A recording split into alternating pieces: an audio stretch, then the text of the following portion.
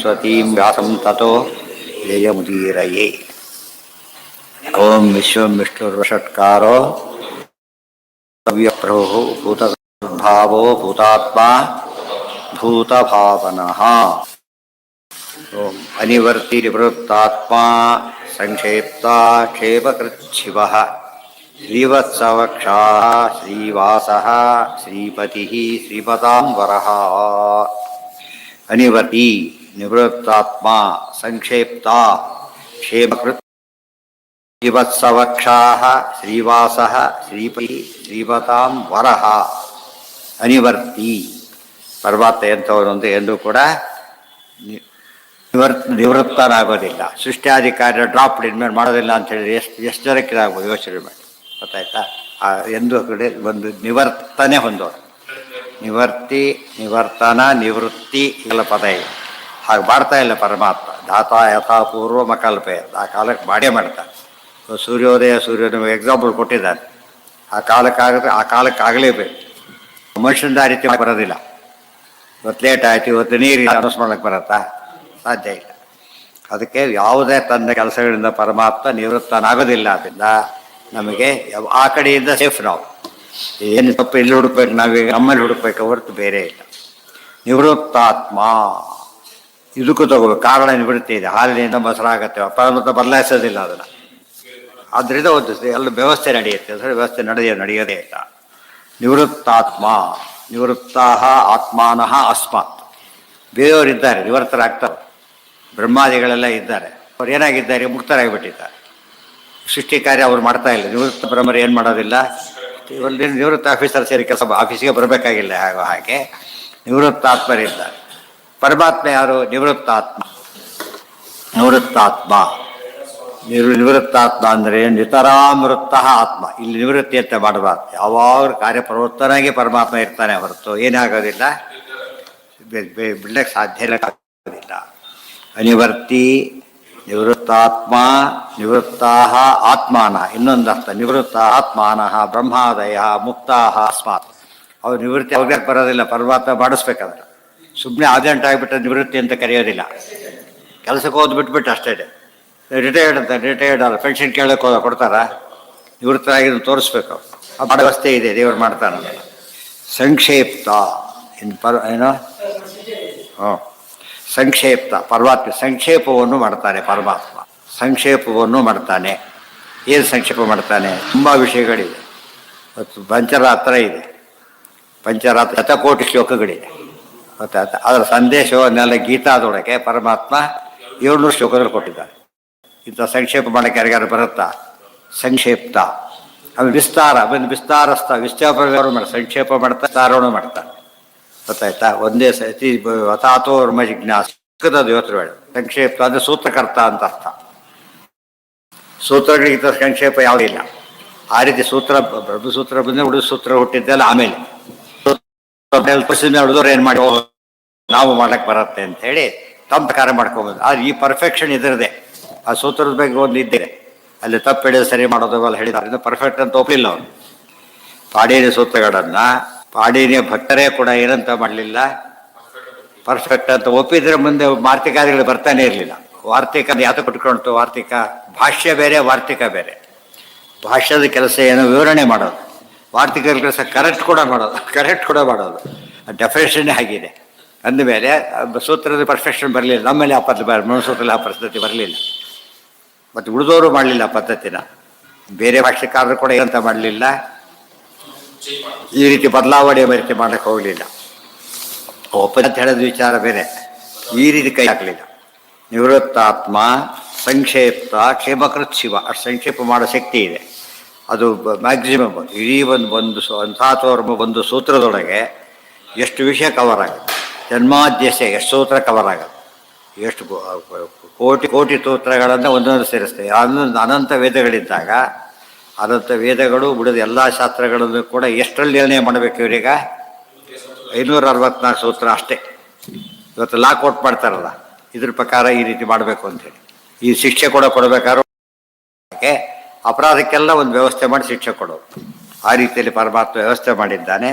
ಸಂಕ್ಷೇಪ್ತ ಕ್ಷೇಮಕೃತ್ ಶಿವ. ಕ್ಷೇಮಕೃತ್ ಪರಮಾತ್ಮ ಯಾವಾಗಲೂ ಏನು ಮಾಡ್ತಾನೆ, ಒಂದೇ ಪದನೂ ಇದೆ, ಕ್ಷೇಮಕೃತ ಶಿವಾಯ ನಮಃ, ಒಂದು ರೀತಿ ಓದೋದಿದೆ. ಕ್ಷೇಮಕೃತೆ ನಮಃ ಶಿವಾಯ ನಮಃ ಕರೋ ಕ್ಷೇಮ ಮಾಡುವವನು ಯಾರು? ಯೋಗಕ್ಷೇಮಂ ವಹಾಮ್ಯಹಂ, ಕೃಷ್ಣ ಅಂತ ಅರ್ಥ. ಯೋಗಕ್ಷೇಮ ಕೊಡೋ ಕೃಷ್ಣ ಅಂತ ಹೇಳಿದ್ದಾನೆ. ಇದು ಎರಡು ಟ್ಯಾಲಿ ಆಗತ್ತೆ. ಇದು ಮಹಾಭಾರತದ್ದು, ಕೃಷ್ಣನು ಮಹಾಭಾರತ, ಗೀತಾನು ಮಹಾಭಾರತ, ವಿಷ್ಣುದಾಸನು ಮಹಾಭಾರತನೇ.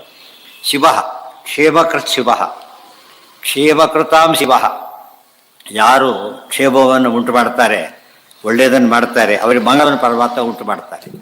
ಕ್ಷೇಮ ಉಂಟು ಮಾಡಿದ್ರೆ ಪರಮಾತ್ಮ ತಾನು ಮಂಗಳವನ್ನು ಕೊಡ್ತಾನೆ. Very important. ಶಿವ ಶ್ರೀವತ್ಸವಕ್ಷಾಹ, ಪರಮಾತ್ಮ ಹೇಗಿದ್ದ? ಶ್ರೀವಕ್ಷಾಹ, ಶ್ರೀವತ್ಸವನ್ನು ಉಂಡಂಥ ವಕ್ಷಸ್ಥಳ ಹೊಂದಿದ್ದ.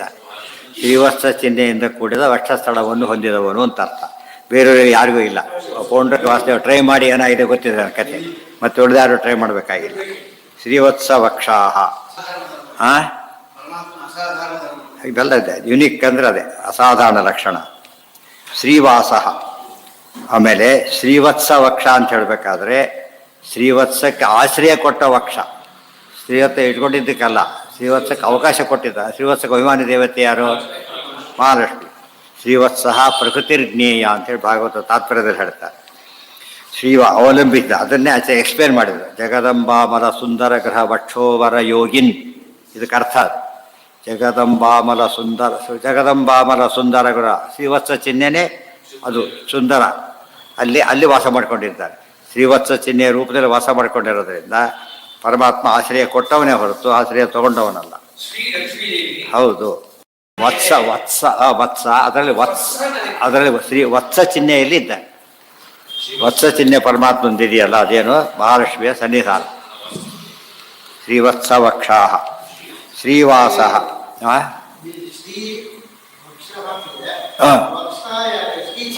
ಅಲ್ಲ, ಶ್ರೀ ಮಹಾಲಕ್ಷ್ಮಿ ಅಭಿಮಾನಿಯಾದ ವತ್ಸ ಚಿಹ್ನೆ ಎದೆಯಲ್ಲಿದೆ.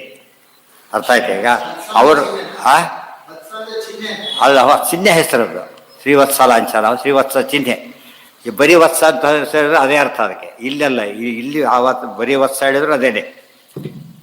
ಆದರೆ ಶ್ರೀ ಅಂತ ಯಾತಕ್ಕೆ ಕರೆದ್ರು? ಶ್ರೀ ಅಭಿಮಾನಿ ಆಗಿರತಕ್ಕಂಥ ವತ್ಸ ಅಂತ ಹೇಳೋದಕ್ಕೆ ಶ್ರೀವತ್ಸ ಅಂತ ಹೇಳಿ. ಶ್ರೀ ಯಾವ ರೂಪದಲ್ಲಿದ್ದಾರಲ್ಲಿ? ಈಗ ಶ್ರೀವತ್ಸ ಚಿಹ್ನೆಯ ರೂಪದಲ್ಲಿದ್ದಾರೆ.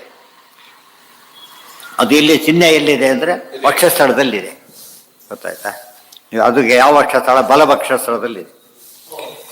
ಶ್ರೀವಾಸ ಮತ್ತೆ ಶ್ರೀಗೆ ವಾಸ. ಶ್ರೀಯಲ್ಲಿ ವಾಸ ಮಾಡ್ತಾನೆ, ಶ್ರೀಯನ್ನು ವಾಸ ಮಾಡಿಸ್ತಾನೆ. ಎರಡೆರಡು ಕೂಡ. ಶ್ರೀಯ ವಾಸ, ಶ್ರೀಯ ಮಹಾಲಕ್ಷ್ಮಿಗೆ ವಾಸ ಅಂದರೆ ನೆಲೆ. ಮಹಾಲಕ್ಷ್ಮಿಗೆ ನೆಲೆಯಾಗಿದ್ದಾನೆ. ಮತ್ತು ಪರಮಾತ್ಮ ತಾನೇ ಆಗಿದ್ದಾನೆ. ಶ್ರೀವಾಸ ಇನ್ನೊಂದು ಅರ್ಥ. ಶ್ರೀ ಮಂಗಲಕರವಾದ ನೆಲೆ ತಾನೇ ಆಗಿಬಿಟ್ಟೆ, ತನಗೆ ತಾನೇ ಆಗಿದ್ದಾನೆ.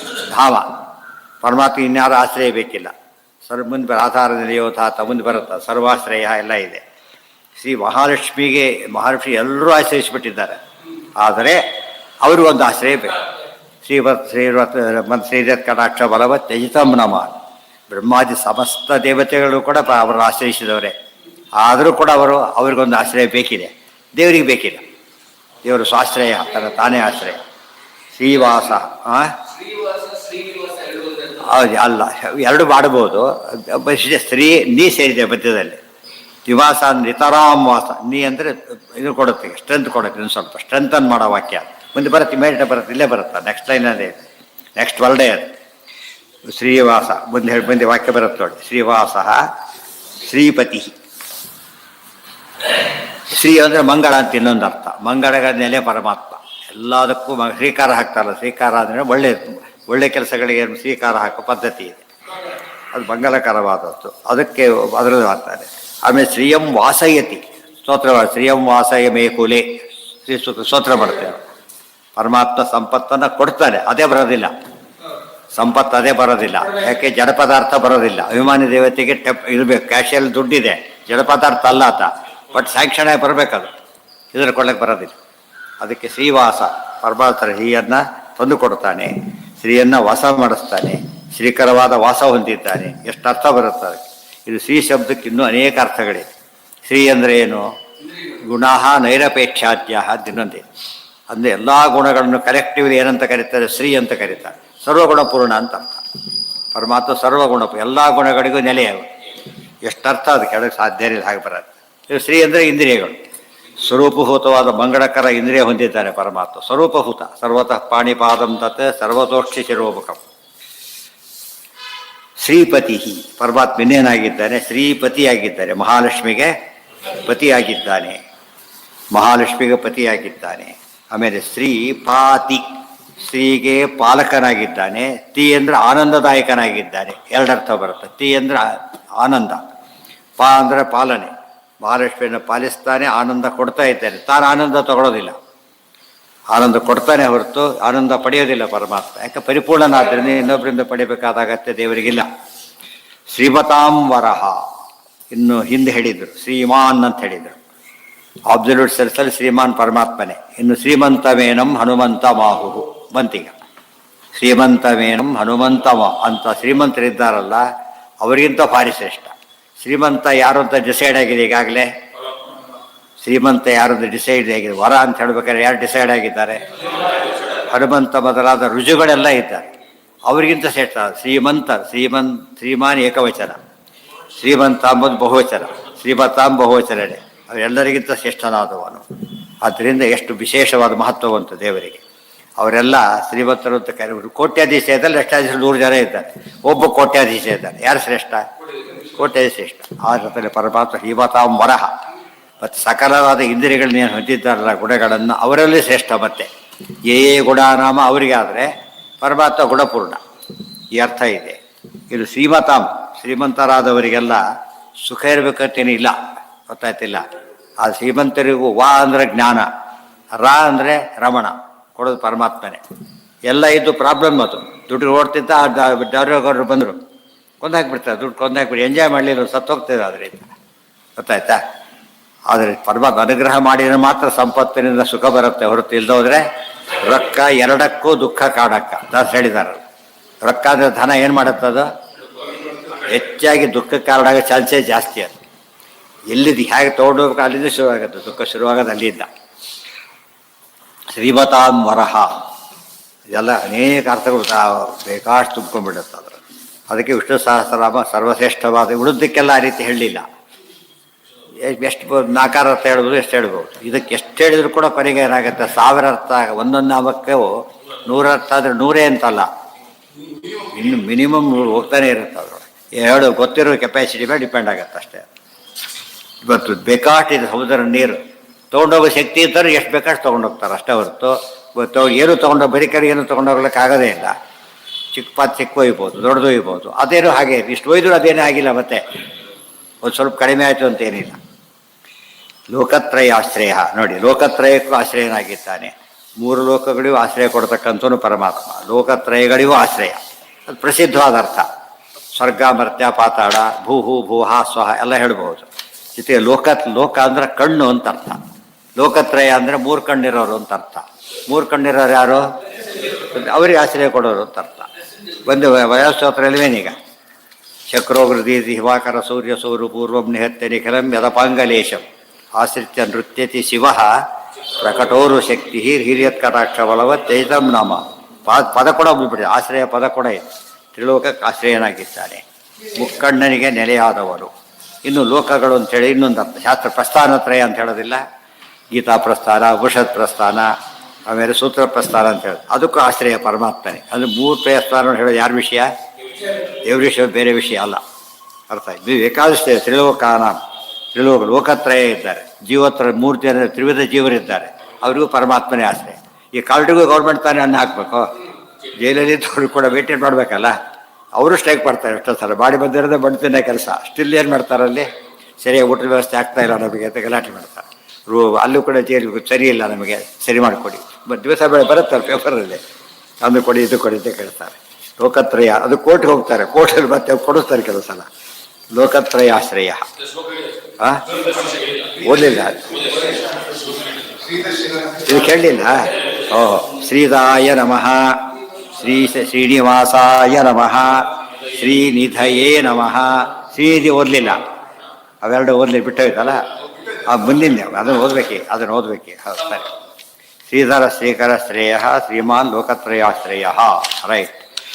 ಶ್ರೀರಾಯ ನಮಃ, ಶ್ರೀಶಾಯ ನಮಃ, ಶ್ರೀನಿವಾಸಾಯ ನಮಃ, ಶ್ರೀನಿಧಯೇ ನಮಃ, ಶ್ರೀ ವಿಭಾವನಾಯ ನಮಃ, ಶ್ರೀಧರಾಯ ನಮಃ, ಶ್ರೀಕರಾಯ ನಮಃ. ಶ್ರೇಯ ಆಗೋದಿಲ್ಲ, ಏನಾಗುತ್ತೆ? ಕಲ್ಲಿದೆ ಇಲ್ಲ, ಬಾಯಿ ಬರುತ್ತೆ. ಸರಿ, ಶ್ರೇಯಸೇ ನಮಃ. ಸಕಾರ ಅಂತ ಮನಸ್ಶಬ್ದ ನಡೆಯುತ್ತೆ. ಆದ್ದರಿಂದ ಶ್ರೇಯಸೇ ನಮಃ. ಶ್ರೇಯ ಶ್ರೀಮಾನ್ ಮತ್ತು ಇಲ್ಲೇ ಇದೆ ಶ್ರೀಮಾನ್. ಶ್ರೀಮತೇ ನಮಃ. ಶ್ರೀಮಾನ್ ಅಂತ ಬಿಡು, ಶ್ರೀಮಾನಾಯ ನಮಃ ಬಿಡು ಸ್ವಾರ ಬರುತ್ತೆ. ಶ್ರೀಮತೇ ನಮಃ. ಲೋಕತ್ರಯಾಶ್ರಯಾಯ ನಮಃ. ಎಲ್ಲ ಆಯ್ತಲ್ಲ ಈಗ. ನೆಕ್ಸ್ಟ್ ಸ್ವಕ್ಷ, ಅದೇ ತಾನೆ, ಅದು ಅರ್ಥ ಹೇಳಲಿಲ್ಲ. ಶ್ರೀದಹ, ಶ್ರೀಯನ್ನು ಕೊಡ್ತಾನೆ, ಶ್ರೀಯನ್ನು ಪರಮಾತ್ಮ ಕೊಡ್ತಾನೆ. ಶ್ರೀಯನ್ನು ತೆಗಿತಾನೆ. ದುರ್ಯೋಧನಾದಿಗಳಿಗೆ ಸಪುಷ್ಟ ಮಿತ್ರ ಬಾಂಧವ ವಿನಾಶ ವಾಶಯಾಸಿ ಏನೇನು ಸಿಗಬಾರ್ದು ಕೊಲ್ತಾನೆ. ಇವರಿಗೆಲ್ಲ ಕೊಡಬೇಕು. ಭೀಷಣಿಗೆ ಎಷ್ಟು ಕೊಟ್ಬಿಟ್ಟ ಐಶ್ವರ್ಯನ ಕೊಡ್ತಾನೆ. ಎರಡು ಬಂದ್ರೆ ಯಾಕಂದ್ರೆ ಸ್ಟಾರ್ಟ್ ಮಾಡ್ತಾನೆ. ಸ್ಟಾಪ್ ಮಾಡಕ್ಕೆ ಬರೋದಿಲ್ಲ ಅಂದರೆ ಡ್ರೈವರ್ ಅಲ್ಲ ಅವರು. ಎರಡು ಬಂದರೆ ಮಾತ್ರ ಆಗೋದು. ಶ್ರೀದಹ ಶ್ರೀಶಃ. ಇದೊಂದು ಅರ್ಥ. ಶ್ರೀಗೂ ಕೊಡ್ತಕ್ಕಂಥವನೇ, ಮಹಾಲಕ್ಷ್ಮಿಗೂ ಕೊಡೋನೇ ಹೊರತು ಇಸ್ಕೊಳ್ಳೋನಲ್ಲ. ಇನ್ನೊಂದು ಅರ್ಥ, ಪರಮಾತ್ಮ ಶ್ರೇಯಪಿ ದದಾತಿ. ಮಹಾಲಕ್ಷ್ಮಿಗೂ ಕೊಡ್ತಕ್ಕಂಥ ಶಕ್ತಿ. ಮಹಾಲಕ್ಷ್ಮಿ ಎಲ್ರಿಗೂ ಕೊಡ್ತಾರೆ, ಮಹಾಲಕ್ಷ್ಮಿಗೂ ಕೊಡೋ ಶಕ್ತಿ ಪರಮಾತ್ಮನಿಗೆ. ಶ್ರೀದಹ ಶ್ರೀಶಃ. ಶ್ರೀಗೆ ಈಶರಾದವನು, ಶ್ರೀಗೆ ಈಶರಾದವನು. ಶ್ರೀ ಈಶಳಾದವಳು ಪರಮಾತ್ಮನಿಂದ. ಶ್ರೀಹಿ ಈಶ ಅಸ್ಮಾತ್, ಶ್ರೀಹ ಈಶಃ ಅಸೌ. ಶ್ರೀನಿವಾಸ, ಮತ್ತೆ ಇಲ್ಲೇ ಬರ್ತದೆ ಹಿಂದೆ ಹೇಳಿದಕ್ಕೆ. ಶ್ರೀವಾಸ ಶ್ರೀನಿವಾಸ. ಶ್ರೀಗೆ ನಿತರಾಂ ವಾಸವಾಗಿದ್ದಾನೆ. ನಿತರಾಂ ವಾಸ ಅಂದ್ರೇನು? ದೇಶತ ಕಾಲತ ಸಮರು. ಆದ್ದರಿಂದ ಯಾವಾಗ ಜೊತೆಗೇ ಇರ್ತಾರೆ, ಅದು ಯಾವುದು ಎಲ್ಲ ಸ್ಥಳದಲ್ಲೂ ಜೊತೆಗೇ ಇರ್ತಾರೆ. ಆದ್ದರಿಂದ ಶ್ರೀನಿವಾಸ. ಬೇರೆ ಯಾರಿಗೂ ಹಾಗಲ್ಲ, ಯಾರಿಗೂ ಸಮವ್ಯಾಪ್ತಿ ಇಲ್ಲ. ಸ್ಪೆಷಲ್ ವರ್ಡ್ ಶ್ರೀವಾಸ ಅಂತ ಅಷ್ಟೇ ಇಟ್ಕೊಂಡಾಗ ಶ್ರೀವಾಸ ಆಗಬಹುದು. ಆದರೆ ಎಲ್ಲ ಕಾಲಕ್ಕೂ ಅಂತ ಅರ್ಥ ಇಲ್ಲಿ ಕೊಡುತ್ತೆ. ನಿತರಾಂ ವಾಸ ಅಂತ ಹೇಳಿದಾಗ ಸರ್ವ ದೇಶೇಶು ಕಾಲೇಶು ಶ್ರೀನಿವಾಸ. ಇದು ದೇವರ ಮಹಿಮೆ. ಶ್ರೀ ನಿಧಿ, ಶ್ರೀಗೂ ನಿಧಿಯಾಗಿದ್ದಾರೆ. ಶ್ರೀಗೆ ನಮಗೆಲ್ಲರೂ ಶ್ರೀ ನಿಧಿ ಆದರೆ ಪರಮಾತ್ಮ ಶ್ರೀಗೆ ನಿಧಿ, ಶ್ರೀಗೆ ನಿಧಿಯಾಗಿದೆ. ಶ್ರೀ ನಿಧಿ. ಮತ್ತು ಶ್ರೀ ಅಂದರೆ ಇಂದ್ರಿಯಗಳಿಗೆ ನಿಧಿ. ಅನಂತ ಕಣ್ಣುಗಳು. ನಮಸ್ವರಂತ ಸಹಸ್ರಮೂರ್ತೆ. ಶ್ರೀ ಶಬ್ದಕ್ಕೆ ಏನಂತಿದೆ? ಎಲ್ಲ ಇಂದ್ರಿಯಗಳು ಶ್ರೀ ಅಂತ ಹೆಸರು. ಅಷ್ಟು ಇಂದ್ರಿಯಗಳು ಕೂಡ ನಿಧಿಯಾಗಿ ಪರಮಾತ್ಮ ಇದ್ದಾನೆ. ಅಥವಾ ಶ್ರೀಯ ನಿಧಿಯಂತೆ ಅಸ್ಮಿನ್. ಎಲ್ಲ ಸಂಪತ್ತು ಕೂಡ ಯಾರಲ್ಲಿ ಒಪ್ಪಿಸ್ಬೇಕು? ದೇವ್ರಿಗೆ ಒಪ್ಪಿಸ್ಬೇಕಂತ. ಕೃಷ್ಣಾರ್ಪಣ ವಸ್ತು ಅಂತೇಳಿ. ಇಲ್ಲವರೆ ಸಂಪತ್ತಾಗೋದಿಲ್ಲ, ಹೋಗ್ಬಿಡುತ್ತೆ. ಶ್ರೀ ದೇವ್ರ ಹೆಸರು ಹೇಳಿದ್ರೆ ಬರುತ್ತೆ, ಇವು ಹೇಳಿದ್ರೆ ಜಾಸ್ತಿ ಬರುತ್ತೆ ಅಷ್ಟೇ. ಶ್ರೀ ವಿಭಾವನ. ವಿಭಾವ ಅಂದ್ರೇನು? ಸ್ತ್ರೀಯ ನೋಡೋದಕ್ಕೆ. ಶ್ರೀಯಂ ವಿಶೇಷೇಣ ಭಾವಯತಿ ಇತಿ ಶ್ರೀ ವಿಭಾವನ. ಮಹಾಲಕ್ಷ್ಮಿಯನ್ನು ವಿಶೇಷವಾಗಿ ಪರಮಾತ್ಮ ನೋಡ್ತಾನೆ. ಯಾಕೆ ಯಾಕೆ ಯಾಕೆ ಹೇಳಿ? ಅತಿ ಹೆಚ್ಚು ಭಕ್ತಿ ಮಾಡೋದರಿಂದ, ಅತಿ ಹೆಚ್ಚು ಭಕ್ತಿ ಮಾಡೋದು, ಅತಿ ಹೆಚ್ಚು ಪ್ರೀತಿ ಮಾಡೋದು ಭಕ್ತಿ ಮಾಡಿದವ್ರ ಮೇಲೆ. ಅರ್ಥ ಆಯ್ತಾ? ಅದಕ್ಕೋಸ್ಕರ ಅತ್ಯಂತ ಹೆಚ್ಚು ಭಕ್ತಳು ಯಾರೀಗ? ಏನು ಸನ್ಯಳೋ ರಕು ಎಂಥ ಮಾನ್ಯಳೋ ಸಾಧರಾಗದಿಂದ ಹರಿಯ ತಾನೇ ಸೇವೆ ಮಾಡೋದು. ಆ ಸೇವೆಗೆ ತಕ್ಕಂತೆ ಸೇವೆ ಮಾಡೋಕೆ ಏನಿರ್ಬೇಕು? ಒಳಗಡೆಗೆ ಹೇಳಿದ ಕೆಲಸ ತಪ್ಪೇ ಮಾಡ್ತಾನೆ ಅರ್ಥ, ಭಕ್ತಿ ಇದೆ ಅಂತ. ಗೊತ್ತಾಯ್ತಾ? ಕೆಲಸ ದುಡ್ಡು ಕೊಟ್ಟವ್ರ ಕೆಲಸ ಸರಿಯಾಗಿ ಮಾಡಲ್ಲ, ಕೊಡೋದಿಲ್ಲ. ಅವ್ರ ಕೆಲಸ ಭಾರಿ ಸರಿಯಾಗಿ ಮಾಡ್ತಾರೆ. ಅದಕ್ಕೆ ಅದ್ರ ಭಕ್ತಿ ಇದೆ, ದುಡ್ಡಲ್ಲ. ಏನಿದೆ ಇಲ್ಲಿ? ಭಕ್ತಿ ಇದೆ. ಮಹಾಲಕ್ಷ್ಮಿ ಅಷ್ಟು ಭಕ್ತಿ ಯಾರಿಗೂ ಮಾಡೋಕ್ಕೆ ಸಾಧ್ಯ ಇಲ್ಲ. ಅದಕ್ಕೆ ಅವರಷ್ಟು ಮಹಾತ್ಮ್ಯಜ್ಞಾನ ದೇವ್ರ ಬಗ್ಗೆ ಯಾರಿಗೂ ಇಲ್ಲ. ಅವರಷ್ಟು. ಯಾಕೆ? ಎಲ್ಲ ಸ್ಥಳದಲ್ಲೂ ಎಲ್ಲ ಕಾಲದಲ್ಲೂ ಜೊತೆಗಿದ್ದಾಗ ಎಷ್ಟು ಗೊತ್ತಿರಬೇಕು. ಸ್ವರೂಪತಃ ಆಗಿದ್ದಾರೆ. ಆದ್ದರಿಂದ ಹೆಚ್ಚು ಅವರನ್ನು ರಕ್ಷಿಸ್ತಾರೆ. ಆತ ಶ್ರೀಯ ವಿಶಿಷ್ಟವಾದ ಭಾವ ಇದೆಯಲ್ಲ, ನಯತಿ. ವಿಭಾಮತಿಗೆ ವಿಶಿಷ್ಟವಾದ ಭಾವ, ಪ್ರಕಾಶ ಅಂತ. ಬಹಳಷ್ಟು ವಿಶೇಷ ಪ್ರಕಾಶ ಕೊಡೋರು ಯಾರು ಅಂದರೆ ಪರಮಾತ್ಮ. ಶ್ರಿಯಂ ವಿಶೇಷೇಣ ಭಾವಯತಿ ವಿಭಾವಯತಿ. ವಿಭಾ ಅಂದರೆ ವಿಶಿಷ್ಟ, ಭಾ ಅಂದರೆ ಪ್ರಕಾಶ, ವಿಭಾ ಅಂದರೆ ವಿಶಿಷ್ಟ ಪ್ರಕಾಶ.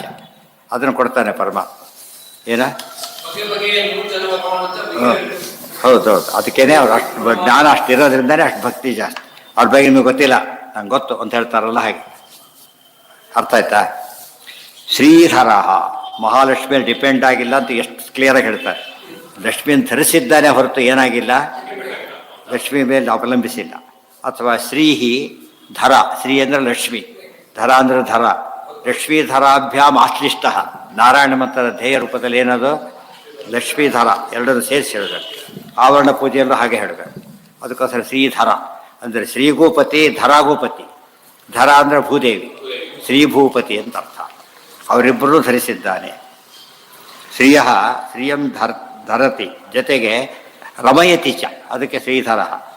ಶ್ರೀಕರ ನೋಡೋದಕ್ಕೆಲ್ಲ ರಫ್ಯ ಒಂದೊಂದೇ ಬಂದೈತಿ ಕಾಣುತ್ತೆ, ಹೊಸ ಹೊಸ ಅರ್ಥಗಳು. ಶ್ರೀಹಿ ಕರೇಯಸ್ಯ, ಮಹಾಲಕ್ಷ್ಮಿ ಅವ್ರ ಕೈಯಲ್ಲಿದ್ದಾರೆ ಏನರ್ಥ, ಅಧೀನದಲ್ಲಿದ್ದಾರೆ ಅಂತ, ಅವ್ರ ಕೈಯಲ್ಲಿದ್ದಾರೆ, ಅಧೀನದಲ್ಲಿದ್ದಾರೆ. ಶ್ರೀಹಿ ಕರೆ. ಮತ್ತು ಶ್ರೀಯ ಕಂ ಸುಖಂ, ರ ಅಂದರೆ ರಮಣಂ ಅಸ್ಮಾತ್, ಅದರಲ್ಲೂ ಕೂಡ ವ್ಯತ್ಯಾಸ. ಆತ್ಮರತ್ತಿ ಆತ್ಮರಾಮ ಅಂತಲ್ಲ, ಹಾಗೆ ಸುಮಿತ್ರ ಇದ್ದಾಗೆ. ಶ್ರೀಕರ ರೂಪವನ್ನು ಹೋತ, ಶ್ರೀಕರ ಮಂತ್ರ ಇದೆಯಲ್ಲ, ಶ್ರೀಕರ ಮಂತ್ರನೇ ಇದೆ, ಅದಕ್ಕೊಂದು ರೂಪ ಇದೆ, ಎಲ್ಲ ಇದೆ, ಗರುಡವಾಹನ ರೂಪ, 8 ಕೈಗಳು ಎಲ್ಲ ಹೇಳ್ತಾರೆ. ಆಮೇಲೆ ಶ್ರಿಯಂ ಕರೋತಿ ರಮಯತಿ ಚ ಇತಿ ಶ್ರೀಕರ. ಗೊತ್ತಾಯ್ತಾ? ಶ್ರೀ ಈ ಕರಹ ಇನ್ನೊಂದು ಅರ್ಥ, ಶ್ರೀ ಈ ಕರಹ. ಶ್ರೀ ಅಂದರೆ ಭಾರತೀ ದೇವಿ, ಸರಸ್ವತೀ ದೇವಿ. ಈ ಅಂದರೆ ಮಹಾಲಕ್ಷ್ಮಿ. ಅವರಿಬ್ಬರಿಗೂ ಕೂಡ ಏನಾಗಿದ್ದಾನೆ, ಕೈಲಿ ಹಿಡ್ಕೊಂಡಿದ್ದಾರೆ. ಅದು ವಿದ್ಯಾವಿದು ಸಂಪತ್ತು. ಸೊ ಎರಡು ದೇವರ ಕೈಯಲ್ಲಿದೆ. ಆದ್ದರಿಂದ ಎಲ್ಲಿ ಬೇಕಾದ್ರೂ ದೇವರ ಹತ್ರ ಹೋಗ್ಬೇಕು, ಹೊರತು ಬೇರೆ ಹತ್ರ ಹೋಗಾಗಿಲ್ಲ. ಇಬ್ಬರಿಗೂ ಅಧಿಪತಿ ಇತ್ನೇ. ಆದ್ದರಿಂದ ಅಲ್ಲಿ ಅವರಿಗೆ ಗಂಡನಾಗಿ, ಇವರಿಗೆ ಮಾವನಾಗಿ ಶ್ರೀಕರಹ.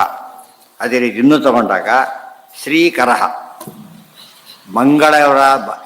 ಮಂಗಳಕರವಾದ ಕರ ಬದಲಾದರೂ ಹೊಂದಿದವರು. ಸರ್ವ ಅವಯವಗಳು ಸೇಕರಣೆ, ಪರಮಾತ್ಮ ಪಾದಕ್ಕೆ ನಮಸ್ಕಾರ ಸೇಕರಣೆ, ಹಿಂದ್ ನಮಸ್ಕಾರ ಸೇಕರಣೆ. ಬೇರೆ ಹಿಂದ್ ನಮಸ್ಕಾರ ಮಾಡೋಂಗಿಲ್ಲ, ದೇವರಿಗೆ ಮಾಡ್ಬೋದು, ಎಲ್ಲಿ ಬೇಕಾದ್ರೂ ಮಾಡೋದು. ಸುತ್ತ ನಮಸ್ಕಾರ ಹಾಕ್ತಾರಲ್ಲ, ಹೆಜ್ಜೆ ನಮಸ್ಕಾರ ಹಾಕ್ಬೋದು. ಯಾಕೆ ಸರ್ವತ್ ಎಲ್ಲ ಕಡೆ ಮುಖ ಇದೆ ದೇವರಿಗೆ. ಅರ್ಥ ಆಯ್ತು? ಹಿಂದಿನ ನಮಸ್ಕಾರ ಮಾಡಬಾರ್ದು. ಯಾರಿಂದ ಹಿಂದಿನ ನಮಸ್ಕಾರ ಮಾಡ್ತಾರೆ, ಮತ್ತೆ ಆಮೇಲೆ ಕೈ ನಮಸ್ಕಾರ ಅಂತ ಹೇಳ್ತಾರೆ. ಆ ದೃಷ್ಟಿ ಶ್ರೀಕರಹ. ಇನ್ನೂ ತಗೊಳ್ಳೋದಾದರೆ ಶ್ರೀ ಅಂದರೆ ಲಕ್ಷ್ಮಿ, ಶ್ರೀ ಅಂದರೆ ಸರಸ್ವತಿ, ಶ್ರೀ ಅಂದರೆ ಉಮಾದೇವಿ.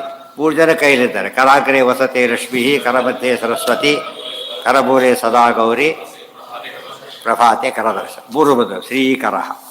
ಅದಕ್ಕೆ ಒಂದು ಪದ ಎಷ್ಟು ಬಿಚ್ಕೋತಾರೆ ನೋಡ್ಬೇಕಲ್ಲ. ಅದಕ್ಕೆ ಸುವರ್ಣದಲ್ಲಿ ಕೆಲಸ ಮಾಡಿ, ಕುಸರಿ ಕೆಲಸ ಮಾಡೋ ಹಾಗೆ ಬೆಳ್ಳಿಯಲ್ಲಿ ಮಾಡೋಕ್ಕೂ ಬರೋದಿಲ್ಲ. ಆ ಪರ್ಫೆಕ್ಷನ್ ಇದು ತಗೊಳ್ಳೋ ಫಿನಿಷನ್ನ ಬೆಳ್ಳಿ ತಗೊಳ್ಳೋದಿಲ್ಲ. ಅದಕ್ಕೆ ಬೆಸ್ಟ್ ಇದಂತ ಕರೆದಿರೋದು ಸುವರ್ಣದ ಶಾಸ್ತ್ರ.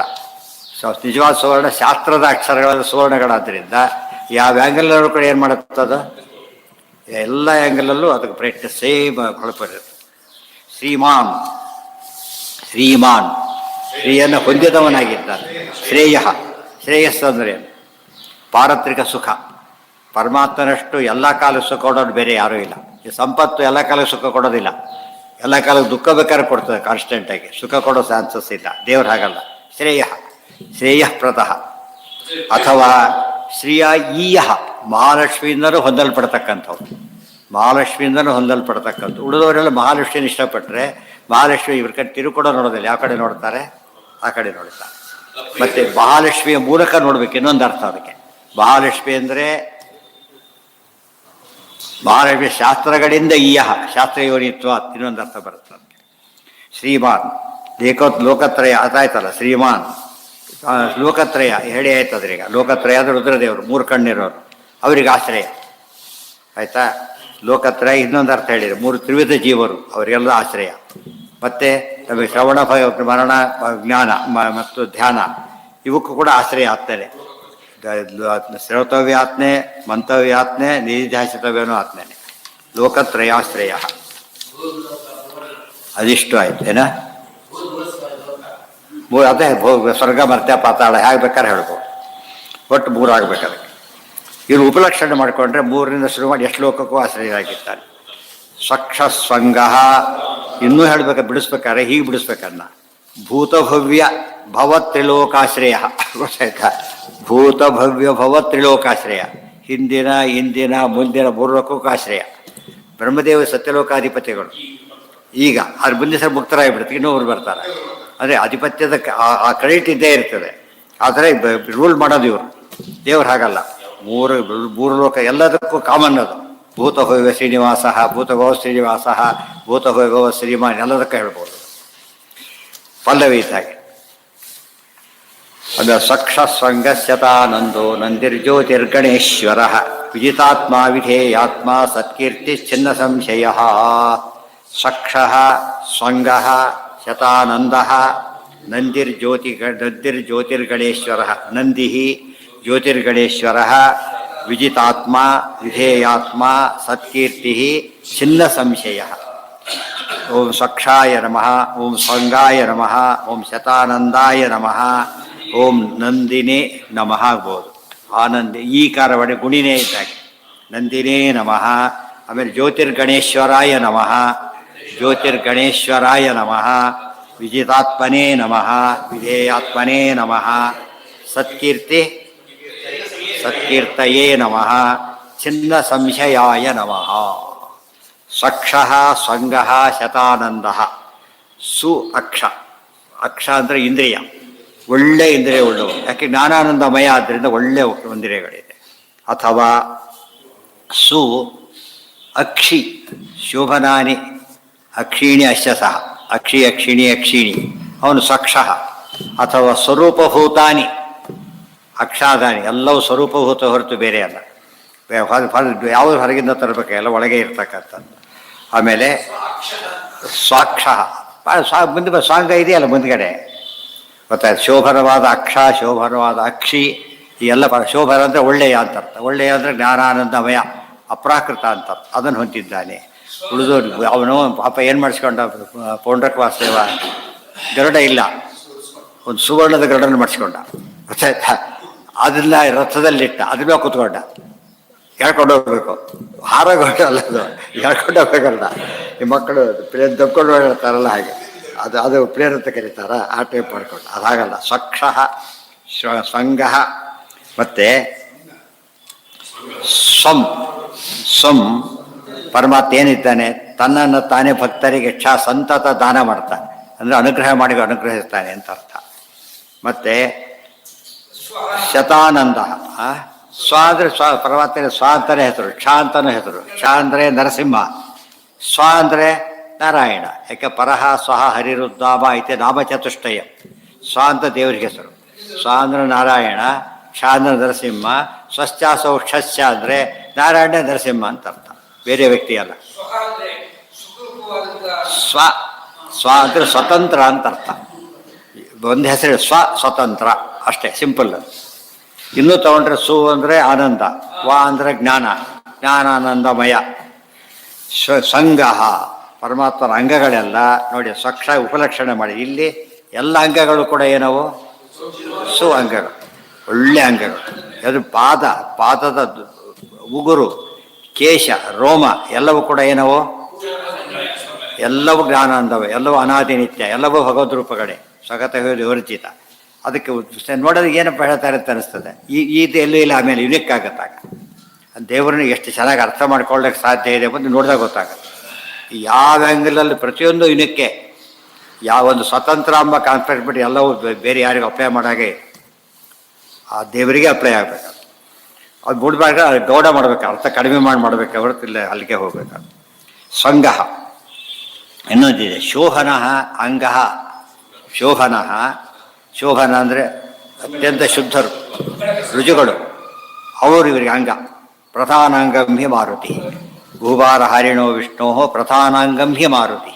ಇವತ್ತೇನಾಗಿದೆ ಗೊತ್ತಾ, ಆಫೀಸರ್ ಭಾರಿ ಒಳ್ಳೆಯವನು, ಜೊತೆಗರು ಭಾರಿ ಕರಪ್ಟ್ ಅವನು. ಆಗಿಲ್ಲ, ಪ್ರಧಾನಾಂಗ ಇವರೇ. ಆದ್ದರಿಂದ ಇಂಥ ವ್ಯವಸ್ಥೆ ಯಾರಿಗೂ ಮಾಡ್ಕೊಳ್ಳೋಕ್ಕಾಗೋದಿಲ್ಲ. ಪರಿಶುದ್ಧವಾದ ವ್ಯಕ್ತಿ ಎಲ್ಲ ಕಾಲಕ್ಕೂ ಕೂಡ. ಎಷ್ಟೋ ದಿನ ಮೊದಲು ಪರಿಶುದ್ಧರಾಗಿರ್ತಾರೆ, ಆಮೇಲೆ ಕೈ ಕೊಟ್ಬಿಡ್ತಾರೆ, ನಂಬಿಕೆ ಬಂದರೆ ಕೈ ಕೊಟ್ಬಿಡ್ತಾರೆ. ಹಾಗಲ್ಲ, ಅನಾದ್ಯ ಅನಂತ ಕಾಲದ ಒಂದೂ ತಪ್ಪನ್ನು ಮಾಡದೇ ಇರತಕ್ಕಂಥ ಅಂಗ ಪರಮಾತ್ಮನಿಗಿದೆ. ಆದ್ದರಿಂದ ಅದು ಇದಾಯ್ತಾಗ ಸ್ವರೂಪಭೂತಾನಿ ಅಂಗಾರಿ, ಅದು ಬೇಕಾದ್ರೂ ಹೇಳಕ್ಕೆ ಬರುತ್ತೆ, ಅದು ಕಾಮನ್. ಸಂಗ ಆಮೇಲೆ ಶೋಭನಾನಿ ಅಂಗೇಶು ಅಸ್ಯ. ಎಲ್ಲ ದೇವತೆಗಳು ತನ್ನ ಮೈಲಿ ಇಟ್ಕೊಂಡ್ಬಿಟ್ಟಿದ್ದಾರೆ. ಕಣ್ಣಲ್ಲಿ ಸೂರ್ಯ, ಕಿವಿಯಲ್ಲಿ ಇವರೆಲ್ಲ ಇದ್ದಾರೆ, ಎಲ್ಲ ಇಟ್ಕೊಂಡ್ಬಿಟ್ಟಿದ್ದಾರೆ. ಅದರಿಂದಾಗಿಯೇ ಅವರಿಗೆ ಕೆಟ್ಟವರಿಗೆ ಯಾರಿಗೂ ಎಂಟ್ರಿ ಇಲ್ಲ ಅಲ್ಲಿ, ಒಳ್ಳೆಯವ್ರಿಗಷ್ಟೇ. ಮೈ ಹತ್ರ ಬರಾಗಿಲ್ಲ ಯಾರು ಕೂಡ, ಒಬ್ರಿಗೆ ಕಾಣಿಸೋದಿಲ್ಲ. ಇವರೆಲ್ಲ ತತ್ವಾಭಿಮಾನಿ ದೇವತೆಗಳು. ಅವರಿಗೆಲ್ಲ ತನ್ನ ಅಂಗಗಳಲ್ಲಿ ಆಶ್ರಯ ಕೊಟ್ಟಿದ್ದಾನೆ. ಈ ಕಾಡ್ರಿಗೆಲ್ಲ ಕ್ವಾರ್ಟರ್ಸ್ ಕೊಡ್ತಾರೆ, ಕ್ವಾರ್ಟರ್ಸ್ ಎಲ್ಲ ಕೊಟ್ಟು ಗತಿ ಏನಾಗಬೇಕು. ಇರೋ ಕ್ವಾರ್ಟರ್ನೇ ಕಳ್ತನ ಮಾಡ್ಕೊಂಡು ಹೋಗೋರು. ಆನಂದ ಶತಾನಂದ. ಶತ ಅಂದರೆ ಪೂರ್ಣ, ಪೂರ್ಣ ಆನಂದ. ಆ ಪೂರ್ಣಾನಂದ ಅಂದರೆ ಅಬ್ಸಲ್ಯೂಟ್ ಪೂರ್ಣಾನಂದ ಯಾರು ಇಮ್ಯಾಜಿನ್ ಮಾಡೋಕ್ಕೂ ಸಾಧ್ಯ ಇಲ್ಲ, ಅದು ಪರಮಾತ್ಮ. ಮತ್ತೆ ಶಂ ತನೋತೀತಿ ಶತಃ, ತಾನು ಆನಂದ ಪೂರ್ಣ, ನಮಗೆ ನೋಡಿ ಆನಂದ ಕೊಡ್ತಾನೆ ಬೇರೆಯವರಿಗೆ. ಎರಡೆರಡಿದೆ. ನಂದಿರ್ ಜ್ಯೋತಿರ್ಗಣೇಶ್ವರ, ನಂದಿ, ನಂದ ಇರೋ ನಂದಿ, ನಂದ ಅಂದ್ರೆ ಆನಂದ, ಸದಾ ಆನಂದಿ, ಆದ್ದರಿಂದ ನಂದಿ. ಅಥವಾ ನಮ್ಮ ದೀಯತೆ ಅನೇನ, ಪರಮಾತ್ಮ ಭಕ್ತಿಗೆ ಆನಂದವನ್ನು ಕೊಡ್ತಾರೆ, ಅದು ದೇವರ ವಿಶೇಷತ. ಮತ್ತು ಜ್ಯೋತಿರ್ಗಣೇಶ್ವರ, ಜ್ಯೋತಿರ್ಗಣಗಳಿಗೆ ಈಶ್ವರ, ಜ್ಯೋತಿರ್ಗಣಾನಾಂ ಈಶ್ವರ, ಜ್ಯೋತಿರ್ಗಣಾನಾಂ ಈಶಾಯಾ ವರಹ. ಎಲ್ಲ ಜ್ಯೋತಿಗಳಿಗೆ ಪ್ರಧಾನ ಮಹಾಲಕ್ಷ್ಮಿ, ಅವರಿಗೆ ವರಹ ಲಕ್ಷ್ಮೀಕಾಂತ. ಆ ಅರ್ಥನೂ ಮಾಡಬೇಕು. ಜ್ಯೋತಿರ್ಗಣೇಶ್ವರ ಶಬ್ದಕ್ಕೆ ಜ್ಯೋತಿರ್ಗಣಗಳು ಅಂದರೆ ಇವೆಲ್ಲ ಗ್ರಹಾದಿಗಳೆಲ್ಲ ಕೂಡ ಅವಕ್ಕೆಲ್ಲ ಈಶ್ವರ ಶಿಂಶವಾರ ರೂಪದಿಂದ ಎಲ್ಲೋ ಧರಿಸಿದ್ದಾನಾದ್ರಿಂದ ಜ್ಯೋತಿರ್ಗಣೇಶ್ವರ. ವಿಜಿತಾತ್ಮ, ವಿಜಿತಾ ಆತ್ಮಾನಃ ಅಸ್ಯ, ಎಲ್ಲ ಗೆದ್ದವರ ಇತರ ಅನುಯಾಯಿಗಳೇ. ಯಾರು ಗೆದ್ದರೂ ಕೂಡ ದೇವರ ಅನುಗ್ರಹ ಇರ್ತದೆ. ಜಿತಂತೆ ಪುಂಡರೀಕಾಷ್ಟ, ಬೇರೆ ಕೈಲಿ ಸಾಧ್ಯ ಇಲ್ಲ. ಅಥವಾ ವಿನಾ ಜಿತಾತ್ಮ, ವಿನಾ, ವಿನಾ ಅಂದರೆ ಗರುಡ, ತಾನು ಗರುಡ ನೀಡಿ ಎಲ್ಲ ಮಾಡ್ಕೊಂಡ್ಬಿಡ್ತಾರೆ ಕೆಲಸ. ವಿಜಿತಾತ್ಮ ಅದು ವಿಶೇಷೇಣ ಜಿತಾತ್ಮ, ವಿಶೇಷೇಣ ಜಿತೇಂದ್ರಿಯರಾಗಿದ್ದಾರಲ್ಲ ಅವರೆಲ್ಲ ಈತ ಅನುಗ್ರಹದಿಂದ ಬೇರೆಯವರಿಂದ ಬಂದಿದ್ದಲ್ಲ. ವಿಧೇಯ, ದೇವರೇ ತಾನು ಹೇಳ್ತಾನೆ ಎಲ್ಲ ಕೊಟ್ಟಿರ್ತೇನೆ ಅಹಂಕಾರ ಬರಲಿಕ್ಕೆ, ಅಹಂಕಾರ ಅವ್ರಿಗೆ ಬರೋದಿಲ್ಲ ಅಂದರೆ ನನ್ನ ಅನುಗ್ರಹ ಅಂತ ಅರ್ಥ ಅಂತ ಹೇಳ್ತಾನೆ. ಅರ್ಥ ಆಯ್ತಾ ಈಗ? ಅನುಗ್ರಹ ಇಲ್ಲದವ್ರು ಬರೋದಕ್ಕೆಲ್ಲ ಕಾರಣ ಇದೆ, ಬಂದೇ ಇಲ್ಲ. ಇವತ್ತೇ ವಾಯುದೇವರಿದ್ದು ಅವರಷ್ಟು ಗುಣ ಯಾರಲ್ಲಿದೆ ಕೇಳಿದರೆ ಬಂದು ಯಾವಾಗಲೂ ಕೊಡು ಅಂತ ಕೇಳ್ತಾರಲ್ಲ, ಅಷ್ಟು ಕೊಟ್ಟು ಹಾಗಿದೆ ಅಂದರೆ ದೇವರು ಪರಮ ಅನುಗ್ರಹ ಮಾಡಿದ್ದಾರೆ ಅಂತ. ಒಂದೊಂದು ಗುಣ ಬರಲಿಕ್ಕೂ ಅನುಗ್ರಹ, ಗುಣ ಉಳಿಲಕ್ಕೂ ಅನುಗ್ರಹ. ದುಷ್ಟರಿಗೆ ಗುಣಗಳು ಬಂದರೆ ಏನು ಮಾಡ್ತಾರೆ ಅವರು? ಅಹಂಕಾರ ಅದು ಅವನನ್ನು ಕಳ್ಕೊಂಡು ನಾಶ ಆಗಿಬಿಡ್ತಾರೆ. ಮೂರ್ಖರ ಕೈಲಿ ದುಡ್ಡು ಕೊಟ್ಟರೆ ಕಳ್ಕೊಂಬರ್ತಾರಲ್ಲ ಹಾಗೆ. ಸತ್ಕೀರ್ತಿ, ವಿಧೇಯ ಆತ್ಮರು, ಎಲ್ಲ ಅಷ್ಟು ಜನ ಆತ್ಮರಿದ್ದ ಎಲ್ಲ ವಿಧೇಯರೇ, ಒಬ್ಬರು ಕೂಡ ವಿಧೇಯರಿಲ್ಲ. ಪರಮಾತ್ಮರ ಪರಿವಾರದಲ್ಲಿ ಒಬ್ಬರು ಕೊಂಡು ಏನು ಮಾಡ್ತೀವಿ ಮಾಡೋದು ಅಂತ ಹೇಳೋರು ಒಬ್ಬರು ಸಿಗೋದಿಲ್ಲ. ಅವರಿದ್ದರೆ ಅವ್ರಿಗೆ ಅಯೋಗ್ಯರವರು, ಈ ಗುಂಪಿ ಬರೋದಿಲ್ಲ. ಸತ್ಕೀರ್ತಿ, ಸತ್ಕೀರ್ತಿ ಹೊಂದಿದ್ದಾನೆ ಪರಮಾತ್ಮ. ನೊಟೋರಿಯಸ್ ಬೇರೆ, ಫೇಮಸ್ ಬೇರೆ. ಫೇಮಸ್ ಅಂದ್ರೇನು? ಒಳ್ಳೇದು ಮಾಡಿ ಹೆಸರು ಬಂದರೆ ಫೇಮಸ್ಸು, ಕೆಟ್ಟ ನೊಟೋರಿಯಸ್. ಎರಡು ಪದಗಳು ಗೊತ್ತಿಲ್ಲದೆ ತನ್ನ ಬಗ್ಗೆ ಹೇಳ್ಕೋಬೇಕು. ನೊಟೋರಿಯಸ್ ಗೊತ್ತಲ್ಲ ಅಂತ ಹೇಳ್ಕೊಬಿಟ್ಟು ಬಜಿತಾ ಆಗ್ಬಿಡುತ್ತೆ. ಕಳ್ಳರ ಹಾಗೆ ಹೇಳ್ಕೊತಾರೆ, ಅವ್ರಿಗೆ ಭಾರಿ ಖುಷಿ ಅಂತ ಹೇಳ್ಕೊಬೇಕಾರೆ. ಇನ್ನೊಂದು ಅರ್ಥ, ಸತಿ ಕೀರ್ತಿ ಅಸ್ಯ, ಸತಿ ಮಹಾಲಕ್ಷ್ಮಿ ಹೆಸರು, ಗೊತ್ತಾಯ್ತಾ? ಸತಿ ಕೀರ್ತಿ ಅಸ್ಯ, ಒಳ್ಳೆಯ ಕೀರ್ತಿ ಬರೋದು ಕೂಡ ಯಾರಿಂದ? ದೇವ್ರ ಕೀರ್ತಿ ಒಳ್ಳೆಯದು ಅಷ್ಟೇ ಅಲ್ಲ, ಯಾರ್ಯಾರು ಕೀರ್ತಿ ಬಂತು ಅಂದರೆ ಅದಕ್ಕೇನು ಕಾರಣ? ದೇವರ ಅನುಗ್ರಹ. ಎಷ್ಟೋದ್ರ ಗುಣ ಇದ್ದವ್ರಿಗೆ ಕೀರ್ತಿ ಬರೋದಿಲ್ಲ, ಎಷ್ಟೋ ಜನಕ್ಕೆ ದೋಷ ಇದ್ದವರಿಗೆ ಕೀರ್ತಿ ಬಂದ್ಬಿಡೋದು. ಆದರೆ ಪರಮಾತ್ಮ ಹಾಗಲ್ಲ, ಅನುಗ್ರಹ ಮಾಡಿದರೆ ಒಳ್ಳೆಯದನ್ನೇ ಕೊಡ್ತಾನೆ, ಒಳ್ಳೆಯ ಕೀರ್ತಿನೇ ಕೊಡ್ತಾನೆ, ಬೇರೆ ಅಲ್ಲ. ಮತ್ತು ಸತಾಂ ಕೀರ್ತಿ, ಸಜ್ಜನಿಗೆಲ್ಲ ಕೀರ್ತಿ ಕೊಡ್ತಕ್ಕಂಥವನು. ಸತಿ ಕೀರ್ತಿ, ಸತಾಂ ಕೀರ್ತಿ, ಅನೇಕ ಕೀರ್ತಿ ಹೇಳ್ಬೋದು. ಮತ್ತು ಸತ್ಯ, ಸತ್ಶಬ್ದ ಉತ್ತಮ ಬ್ರೂಯಾತ್, ಉತ್ತಮ ಕೀರ್ತಿ. ಎಂಥವು ಸರ್ವೋತ್ತಮ ಐತಿ ಕೀರ್ತಿ ಅಸ್ಯ, ಇಂಥ ಕೀರ್ತಿ ಯಾರಿಗೂ ಇಲ್ಲ. ಸರ್ವೋತ್ತಮತ್ವೇನ ಕೀರ್ತಿ ದೇವರೊಬ್ಬನಿಗೆ ಇರೋದು.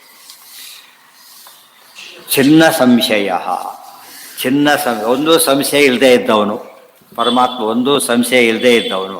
ಸೀತೆ ಎಲ್ಲಿದ್ದಾಳೆ ಸಂಶಯ ಬರುತ್ತಾಗಿದ್ದರೆ ದೇವರಿಗೆ ಇಲ್ಲ, ಯಾವ ಸಂಶಯನೂ ದೇವರಿಗಿಲ್ಲ. ಅದರಿಂದಾಗಿಯೇ ಚಿನ್ನ ಸಂಶಯ. ತಾನು ಚಿನ್ನ ಸಂಶಯ ಅಷ್ಟೇ ಅಲ್ಲ, ಭಕ್ತರ ಸಂಶಯಗಳನ್ನು ಛೇದ ಮಾಡಿಬಿಡ್ತಾರೆ. ಅದು ಸಂಶಯ ಬಂತು ಅಂದರೆ ಇವತ್ತು ಎಲ್ಲಿ ನೋಡ್ಬೇಕು ನಾವೀಗ? ತಸ್ಮಾತ್ ಸೂತ್ರಾರ್ಥಮಾಗೃಹ್ಯ ಕರ್ತವ್ಯ ಸರ್ವನಿರ್ಣಯ, ಬ್ರಹ್ಮಸೂತ್ರ ನೋಡಬೇಕು, ಮಾಡೋನು ತಾನೇನೆ. ಸೊ ಬ್ರಹ್ಮಸೂತ್ರಗಳ ಮೂಲಕ ಶಾಸ್ತ್ರ ವಿಷಯಕ್ಕೆ ಎಲ್ಲ ಸಂಶಯಗಳನ್ನು ಕೂಡ ನಾಶ ಮಾಡಬಹುದು. ಆತ ದರ್ಶನ ಕೊಟ್ಟರೆ ಸಾಕು. ಭಿದ್ಯತೆ ಹೃದಯ ಗ್ರಂಥಿ ಛಿದ್ಯಂತೆ ಸರ್ವ ಸಂಶಯ, ಸರ್ವ ಸಂಶಯವನ್ನು ಪರಿಹಾರ ಮಾಡೋ ಶಕ್ತಿ ಇರೋದು ಯಾರಿಗೆ? ಮತ್ತು ಚಿನ್ನ ಸಂಶಯ ಅಂದರೆ ಗುರು ಅಂತ ಅರ್ಥ. ಅಸಂಶಯ ಸಂಶಯ ಹೆಚ್ಚಿತ್, ಅದು ಗುರು ಶಬ್ದಕ್ಕೆ ವ್ಯಾಖ್ಯಾನ. ಅದು ಅವರಿಗೆ ಸಂಶಯ ಇದ್ದರೆ ಗುರು ಹೇಗಾಗ್ತಾರೆ? ಹೇಳ್ತಾರೆ, ತಮಾಷೆ ಹೇಳ್ತಾರಲ್ಲ, ಡಾಕ್ಟ್ರೇ ನಾನು ಎರಡೆರಡು ಕಾಣುತ್ತೆ ಅಂದರೆ 4 ಜನ ಬಂದಿದ್ದಾರಲ್ಲ, ಅದು ಹೌದು ಇವನೇ ವಯಸ್ಸು, ನಾಳೆ ಬೆಸ್ಟ್ ಅಂತ ಹೋಗ್ತಾರೆ. ಅವ್ರಿಗೆ ಡಾಕ್ಟ್ರಾಗಿ ಕಾಣುತ್ತೆ ಪಾಪ. ಹಾಗೆ ಇದು ಷಷ್ಠಿಷ್ಟಿಗೆ 8 ಕಂಡ್ರೆ ಇನ್ನೂ ಕಷ್ಟ. ನೆಂದಿರಿ ಜ್ಯೋತಿರ್ಗಣೇಶ್ವರ ಸತ್ಕೀರ್ತಿ ಚಿನ್ನ ಸಂಶಯ, ಎಲ್ಲ ಸಂಶಯಗಳನ್ನು ಪರಿಹಾರ ಮಾಡ್ತಕ್ಕಂಥವನು. ಆಯ್ತಲ್ಲ, ಇದು 3 ಆಯ್ತಾ? ಸಾಕಾಯ್ತು, 3 ಆಯ್ತು. ಉದೀರ್ಣ ಸರ್ವತಚಕ್ಷು ಅನೀಶಃ ಶಾಶ್ವತ ಸ್ಥಿರ ಭೂಷಯೋ ಭೂಷಣೋ ಭೂತಿರ್ವಿಶೋಕ ಶೋಕನಾಶನಃ. ಉದೀರ್ಣಃ ಸರ್ವತಶ್ಚಕ್ಷುಃ ಅನೀಶಃ ಶಾಶ್ವತಃ ಸ್ಥಿರಃ. ಶಾಶ್ವತ ಸ್ಥಿರ ಒಂದು ಪದರು ಆಗುತ್ತೆ. ಭೂಷಯಃ ಭೂಷಣಃ ಭೂತಿಃ ವಿಶೋಕಃ ಶೋಕನಾಶರಃ. ಉದೀರ್ಣಾಯ ನಮಃ. ಸರ್ವತಶ್ಚಕ್ಷವೇ ನಮಃ. ಆಮೇಲೆ ಅನೀಶಾಯ ನಮಃ, ಶಾಶ್ವತ ಸ್ಥಿರಾಯ ನಮಃ, ಭೂಷಯಾಯ ನಮಃ, ಭೂಷಣಾಯ ನಮಃ, ಆಮೇಲೆ ಭೂತಯೇ ನಮಃ, ಆಮೇಲೆ ವಿಶೋಕಾಯ ನಮಃ, ಶೋಕನಾಶನಾಯ ನಮಃ. ಉದೀರ್ಣಃ ಉತ್ಕೃಷ್ಟ ಅಂತ ಅರ್ಥ. ಉದೀರ್ಣವಜರಂ ದಿವ್ಯಂ, ಉದೀರ್ಣಃ ಅಥವಾ ಉದೀರ್ಣಃ ಉತ್ಕೃಷ್ಟಂ ಈರಣಂ. ಮಾತಾಡಿದ ಅಂದರೆ ರಮಾಬ್ರಹ್ಮ ಎಲ್ಲರೂ ಕೂತ್ಕೊಂಡು ಕೇಳಬೇಕು. ಅದು ಉತ್ಕೃಷ್ಟವಾದ ಈರಣ. ಈರಣ ಅಂದರೆ ಮಾತು. ಉದೀರಣ. ಅದೇ ಪೂರ್ಣಂ ಅಂತ ಅರ್ಥ.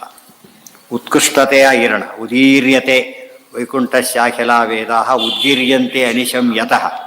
ಉದೀರ್ಣ ಉತ್ಕೃಷ್ಟ ಈರಣ. ಅವನು ಹೇಳಿದ್ರೆ ಉತ್ಕೃಷ್ಟ ಯಾತಕ್ಕೆ ಅಂದರೆ ಎಲ್ಲರೂ ಕೇಳಲೇಬೇಕಾದ್ರೆ. ಇವತ್ತು ಪ್ರಧಾನ ವ್ಯಕ್ತಿ ಮೀಟಿಂಗ್ ಕರೆದ್ರೆ ಹೋಗಲೇಬೇಕು. ಅದು ಇಲ್ಲಿ ಹೋಗದೇ ಇರೋದೇ ದೊಡ್ಡ ಅಫೆನ್ಸ್. ಅದು ಹೋಗದೆ ಹೋದ್ರೆ ಆ ದೃಷ್ಟಿಯಲ್ಲಿ ಪರಮಾತ್ಮನ ಮಾತು ಎಲ್ಲರೂ ಕೇಳ್ತಾರೆ. ವೇಣುಗಾನ ಮಾಡಿದಾಗ ಎಲ್ಲರೂ ಕೇಳಿಕೊಂಡು ಮುಗ್ಧರಾದರು ಅಂತ ಹೇಳೋದಿಲ್ಲ. ಉದೀರಣ ಈರಣ ಬಾಯಿಂದ ಏನು ಬಂದರೂ ಕೂಡ ಅದು ಈರಣನೇ. ಅಥವಾ ಉತ್ಕೃಷ್ಟಂ ಈರಂ ಉತ್ಕೃಷ್ಟಂ ಈರಯತಿ. ಪ್ರಾಣದೇವರನ್ನು ಪ್ರೇರೇಪಣೆ ಮಾಡ್ತಾನೆ. ಆದ್ದರಿಂದಾಗೇನೆ ಉದೀರಣ. ಉದೀರಯತಿ ಇತಿ ಉದೀರಣ. ಭಗವದ್ಗೀತೆ ಕೇಳಿದಾಗ ಎಲ್ಲರಿಗೂ ಟೆಕ್ಸ್ಟ್ ಬುಕ್ ಆಯಿತು. ಉದೀರಯತಿ ಯಾ ಸ್ವಯಂ ಪದ್ಮನಾಭಶ್ಚ ಮುಖ ಪದ್ಮಾದ್ ವಿನಿಸೃತ. ಪರಮಾತ್ಮನ ಮುಖ ಕಮಲದಿಂದ ಬಂತು ಅನ್ನೋದೇ ಪ್ಲಸ್ ಪಾಯಿಂಟ್. ಏನು ಹೇಳಿದ್ರು ಕೇಳಲೇಬೇಕು. ಸರ್ವತಶ್ಚಕ್ಷು ಸರ್ವತಶ್ಚಕ್ಷು ಎಲ್ಲ ಕಡೆ ಕಣ್ಣುಗಳಿವೆ. ತುಂಬ ಕಣ್ಣುಗಳಿದೆ. ಒಂದು ಮಾತು ಆಯ್ತದು. ಇನ್ನೊಂದು ಎಲ್ಲ ಕಡೆ ಕಣ್ಣುಗಳಿವೆ. ಮೈಯೆಲ್ಲ ಕಣ್ಣು ಅಂತ ಹೇಳೋದಿಲ್ಲ. ಮೈಯೆಲ್ಲ ಕಣ್ಣು ಅಂದ್ರೆ ಏನು? ಚೆನ್ನಾಗಿ ಗಮನಿಸ್ತಾನೆ ಅಂತ ಅಷ್ಟೇ ಅರ್ಥ. ದೇವರಿಗೆ ಹಾಗಲ್ಲ. ಎಲ್ಲ ಇಂದ್ರಿಯಗಳು ಕಣ್ಣಿನ ಕೆಲಸ ಮಾಡುತ್ತೆ. ಆತ ಕಣ್ಣುಗಳೇ ಇವೆ. ಏನೇ ಅನಂತ ಇದ್ದರೂ ಪ್ರತಿಯೊಂದು ಗುಣ ಅದರಿಂದ ಸಮಸ್ಯೆನೇ ಇಲ್ಲ. ಪ್ರತಿಯೊಂದು ಗುಣ ನೋಡೋದಕ್ಕೆ ಉಳಿದವರಿಗೆ ಆಕ್ವರ್ಡ್ ಕಾಣಿಸುತ್ತೆ. ಎಲ್ಲ ಕಡೆ ಕಣ್ಣಿದ್ರೆ ನವಿಲುಗರಿ ಎಲ್ಲ ಕಡೆ ಕಣ್ಣು ಕಾಣಿಸುತ್ತೆ. ಆಕ್ವರ್ಡ್ ಕಾಣುತ್ತೆ ಅಲ್ಲಿ. ಅದು ಸೌಂದರ್ಯ. ಅದು ದೇವರಿಗೆ ಏನು ಕೊಟ್ಟರು ಕೂಡ ಏನದು ಉಳಿದವರಿಗೆ ಮೈನಸ್ ಪಾಯಿಂಟ್ ಆಗಿದ್ರೆ ದೇವರಿಗೆ ಪ್ಲಸ್ ಪಾಯಿಂಟ್. ಕೆಟ್ಟ ಶಬ್ದಗಳು ಅನ್ಯತ್ರ ಪ್ರಸಿದ್ಧ ಶಬ್ದಗಳು ಕೂಡ ದೇವರಿಗೆ ಏನಾಗುತ್ತೆ? ಗುಣವಾಚಕ ಆಗೋದಿಲ್ಲ. ಆ ರೀತಿ ದೇವರಿದ್ದಾರೆ. ಸರ್ವತಶ್ಚಕ್ಷಸೇ ನಮಃ. ಚಕ್ಷುವಾಗಿದ್ದಾರೆ. ಮುಂದೆ ಅನೀಶಃ.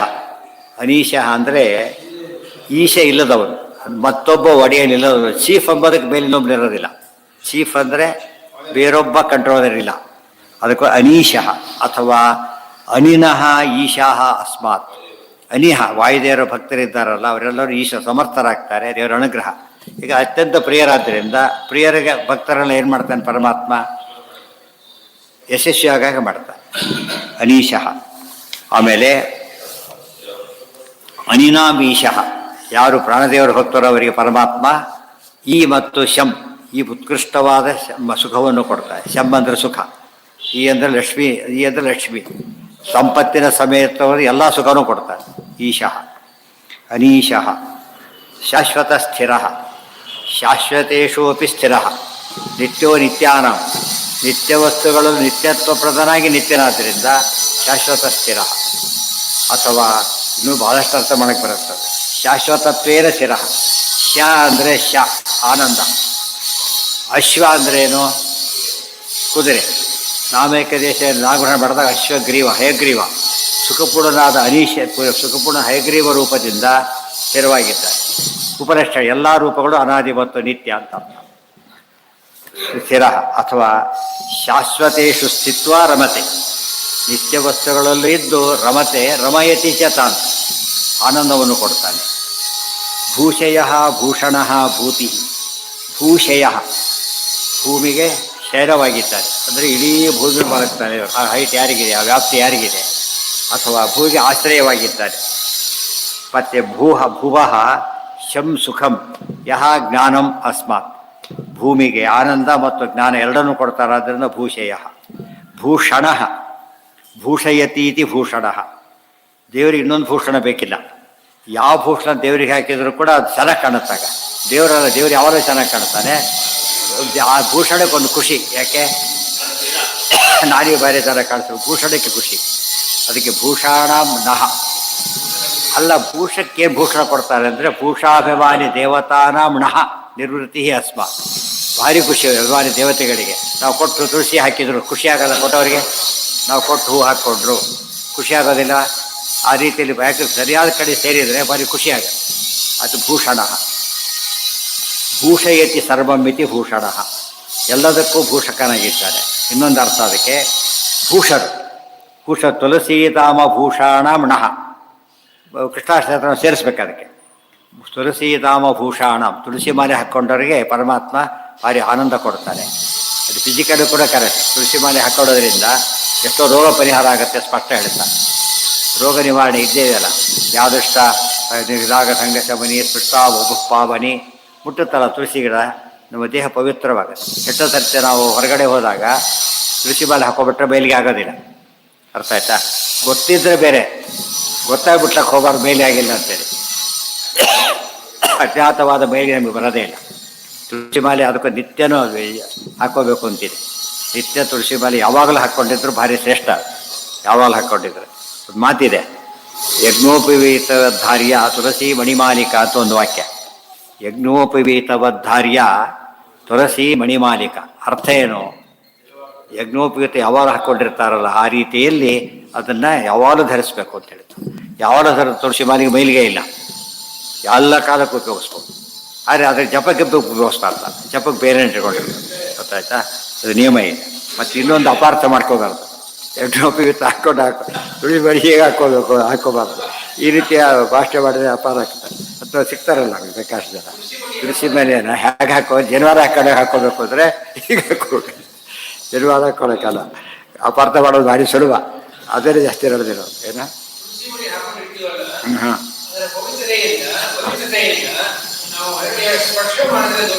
ಇಲ್ಲ ಅಂತ ಅದೇ ಹೇಳಿದ್ದೆ ಈಗ. ಹೌದೌದೌದು. ಏನು ದೋಷ ಬರೋದಿಲ್ಲ ಅಂತ ಅರ್ಥ. ಪ್ರೊಟೆಕ್ಟ್ ಮಾಡುತ್ತೆ ಉರ್ವತಿ ಮುದ್ಗವರಣೆ. ನಾವು ಹಾಕ್ಕೊಂಡು ಮುಟ್ಟಿದ್ರೆ ಕರೆ ಶಾಕ್ ಹೊಡೆಯಲ್ಲ, ಹಾಗೆ. ಗೊತ್ತಾಯ್ತಾ? ಹೀಟ್ ಟೆಸ್ಟರಿಂದ ಮುಟ್ಟಿದ್ರೆ ಶಾಕ್ ಹೊಡೆಯೋದಿಲ್ವಲ್ಲ, ಆ ಟೈಪ್. ಇನ್ಸುಲೇಷನ್ ಆಗಿಬಿಟ್ರೆ ಶಾಕ್ ಹೊಡೆಯೋದಿಲ್ಲ. ಶಾಶ್ವತ ಸ್ಥಿರ. ಆಮೇಲೆ ಭೂತಿ ಬಂದಿದೆಯಲ್ಲ, ತತ್ರ ಶ್ರೀ ವಿಜಯೋ ಭೂತಿ. ಭೂತಿ ಅಂತ ದೇವರಿಗೆ ಹೆಸರು. ಅಲ್ಲಿ ಭೂತ ರೂಪದ ಭೂತಿಗೆ ಎಂದು ಭೂತಿ ಅಂದರೆ ಸಂಪತ್ತು, ಸಾಮಾನ್ಯ ಸಂಪತ್ತು. ವಿಶೇಷ ಭೂತಿ ಅಂತ ಹೇಳಿದ್ರೇನೋ ಯಾವ ಕಾಲಕ್ಕೂ ಅಳಿಯದ ಸಂಪತ್ತು. ಅದಕ್ಕೆ ಭೂತಿ ಅಂತ ಕರೀತಾರೆ. ಹೋಗೋದೇ ಇಲ್ಲ ಮತ್ತೆ ಬಂದ ಮೇಲೆ ಪರ್ಮನೆಂಟ್. ಹೌದು, ಆಗತ್ತೆ. ಭೂತಿರ್ ಮಹಾಲಕ್ಷ್ಮಿ ಆಚಾರ್ಯ ಉಪಯೋಗಿಸಿದ್ದಾರೆ ಆ ಪದನ. ಅದೇ ಕೊನೆಯ ಪದ ಅದೇನೆ ಅಣುವ್ಯಾಖ್ಯಾನದ. ನ್ಯಾಯಸ್ವದ ಅರ್ಥಕ್ಕೆ ಭೂತಿ ಮಹಾಲಕ್ಷ್ಮಿ ಏನಪ್ಪ ಅರ್ಥ ಬರೀತಾರೆ. ವಿಶೋಕ. ವಿಶೋಕ ಅಂದ್ರೇನು? ವಿಗತ ಶೋಕ. ತತ್ರ ಕೋಮೋಹ ಕಶೋಕ ಏಕತ್ವಮನುಪಶ್ಯತಃ. ದೇವರಿಗೆ ಶೋಕನೇ ಇಲ್ಲ. ಅಷ್ಟೇ ಇಲ್ಲ, ದೇವರು ತಿಳ್ಕೊಂಡವ್ರಿಗೂ ಶೋಕ ಇಲ್ಲ. ಹೇಳಿದ್ನಲ್ಲ, ಪ್ಲೇನಲ್ಲಿ ಕೂತ್ರೆ ಪ್ಲೇನ್ ಸ್ಪೀಡ್ ಕೂತೋದ್ದು, ಪ್ಲೇನ್ ಸ್ಪೀಡು. ಇವನು ಬರೀ ಹೋಗೋಕ್ಕೆ ಬರೋದಿಲ್ಲ, ಅದು ಕೂತ್ಬಿಟ್ರೆ ಹೋಗ್ಬಿಡ್ತಾನೆ. ಅದಕ್ಕೆ ವಿಶೋಕ. ಏನಂತ ಏನೇ ಅದು ಒಂದನ್ನು ಅದಕ್ಕೆ ಇಟ್ಕೊಂಡ್ಬಿಟ್ರೆ ಹಾಕ್ಕೊಂಡು ಹೋಗ್ಬೋದು. ಮತ್ತೆ ಯಾವುದಕ್ಕೆ ಜನರು ಹಾಕೋದ್ರೆ ಶುದ್ಧ ಆಗಿರುತ್ತೆ, ಮೈಲಿಗೆ ಆಗೋದಿಲ್ಲ. ಅದು ಇದಕ್ಕೆ ಉಪಯೋಗಿಸ್ಬಾರ್ದು, ಜಪಕ್ಕೆ ಬೇಗೆಲ್ಲ ಉಪಯೋಗಿಸ್ಬಾರ್ದು. ಮತ್ತು ಯಾವಾಗಲೂ ತುಳಸಿ ಮಣಿ ಒಂದು ಇಟ್ಕೊಂಡ್ಬಿಡ್ಬೇಕು, ತಪ್ಪಲ್ಲ. ಅದು ಹಾಕ್ಕೊಂಡಿದ್ದರೆ ಉಪಯೋಗಿಸ್ಬಾರ್ದು ಜಪಕ್ಕೆ. ಅದು ಮೀಸಲು ಯಾವಾಗ. ಶಾಶ್ವತ ಸ್ಥಿರ. ವಿಶೋಕ ಶೋಕನಾಶನ ವಿಷಯ. ಆಮೇಲೆ ಗರುಡಾದಿಗಳಿಗೂ ಕೂಡ ಶ ಅಂದ್ರೆ ಆನಂದ ಮೊದಲಾದವುಗಳಿಗೆ ಆಶ್ರಯ ಕೊಡು. ಓಕ ಅಂದರೆ ನೆಲೆ, ಬೇರೆ ಅರ್ಥ ಒಂದು. ಬಿ ಅಂದರೆ ಗರುಡ, ಶ ಅಂದರೆ ಆನಂದ, ಓಕ ಅಂದರೆ ನೆಲೆ, ಆನಂದ ನೆಲೆಯಾಗಿಬಿಟ್ಟಿದ್ದಾನೆ. ವನೌಕ ಅಂತ ಕರೆಯೋದ್ರೆ ದಿವೋಕಸರು, ವನೌಕಸರು ಇದ್ದಾಗ.